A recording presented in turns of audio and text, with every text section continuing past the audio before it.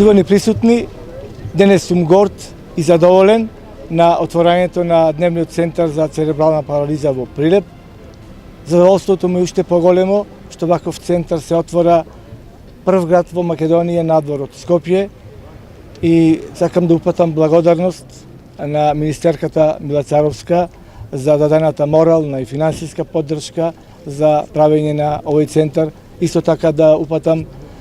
благодарност до директорот на Агенцијата за социјални грижи од нашиот град, затоа што учествуваа заедно во креирањето на реализацијата на овој центар. Посебно ми е драго што она што го ветив за неполна година го остварив за овој центар за церебрална парализа. Сакам да кажам дека она што го сочувствував со заболените, со децата со церебрална парализа, со нивните родители, заедно го остваривме и во иднина ова дека биде како поттик едно и за сите други социјални работи што треба и социјални сервиси што треба да се случуваат во градот, нека биде како поттик за понатамошна реализација. Сакам да упатам благодарност и до сите медиуми што даваја поддршка во досегашната наша реализација и она што понатаму го очекувам ова да се случи и во другите градови низ Република Македонија. Освен што направивме услуга на децата и лицата со церебрална парализа, направивме услуга и за родителите на овие деца, затоа што дел од тие родители кои што се стручно способени ќе бидат вработени во дневниот центар за детска парализа. Тоа ќе биде уште една симбиоза за подобра реализација на целиот овој проект. Мислам дека во иднина ќе докажеме дека вакви центри се потребни за Република Македонија и за сите други сервисни услуги му стоиме на располагање на овие лица со хендикеп. И идните проекти што ни се на располагање, што се во тек, ќе покажеме дека чувствуваме општествена одговорност кон лицата со хендикеп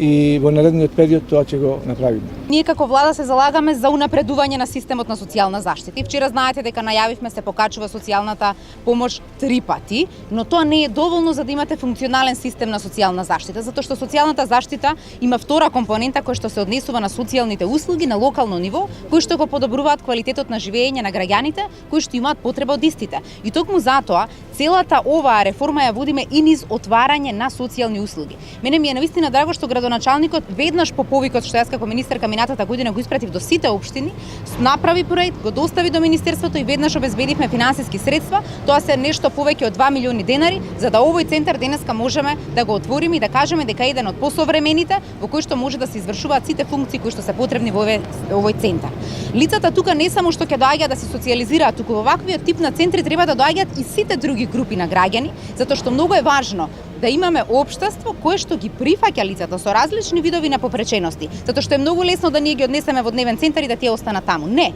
туку напротив треба и лицата од дневниот центар да ги изнесеме во општеството, но и општеството да влезе во ваквите дневни центри, да имаат заеднички активности со детските градинки, заеднички активности со старските домови, со пензионерските клубови, затоа што само така можеме да создадеме едно општество кое што има разбирање и е посветено на инклузија на сите групи на граѓани, независно дали се со атипичен развој или се со типичен развој, затоа што навистина ние само така може да изградиме една Македонија која што ги вклучува сите со цел да имаме подемократско општество и економски развиено општество. Благодарам. Предизвик кон една нова услуга која мора да испорачиме со максимално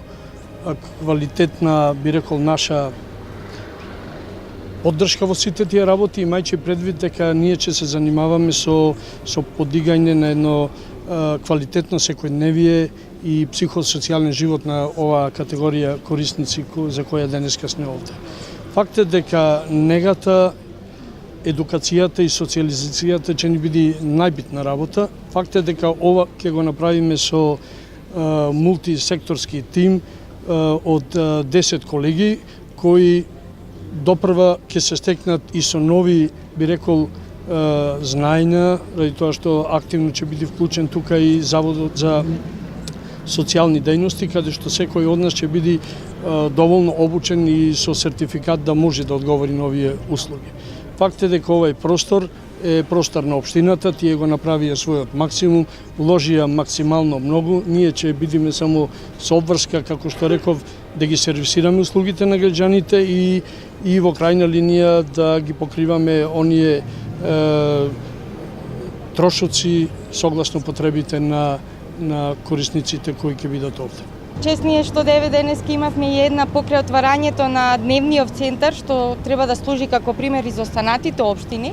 како и што најави министерката дека не треба да бидат дневните центри само општи и затворени сервиси за поддршка кои што само ќе не згрижуваат, туку ќе понудат една нова поинаква содржина која што ќе води кон независен и достоинствен живот на лицата со хендикеп. Покрај дневниот центар имавме една дебата каде што и со организациите на лица со хендикеп и со чинителите на локално ниво подискутиравме за тоа какви во основа сервиси за поддршка ни се потребни и како се треба да функционира во општина Прилеп за да имаме квалитетен живот, а како што ние и стално викаме, направете ги сервисите, не правете ги сервисите за нас, направете ги за вас, а само така може да имаме достоинствен и праведен живот.